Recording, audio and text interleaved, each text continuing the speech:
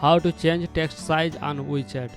Struggling to read message on WeChat? Don't worry, in just a few seconds I will show you how to change the text size and make it perfect for you. Let's go. Alright, first thing first, open WeChat. Now look at the bottom right, tap Me. This is where all your personal settings are hiding. Now tap on settings and then go to general. Here you will see an option called text size, and this is where the magic happens. You will see a slider.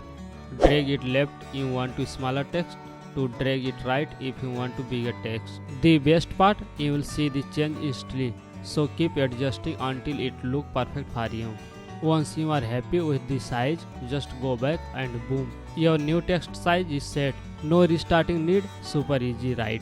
And that's it, WeChat text size fix in second. If this video helps you, do me a favor, hit that like button, subscribe and drop a comment below. If you have any questions, I reply to everyone. See you in the next video.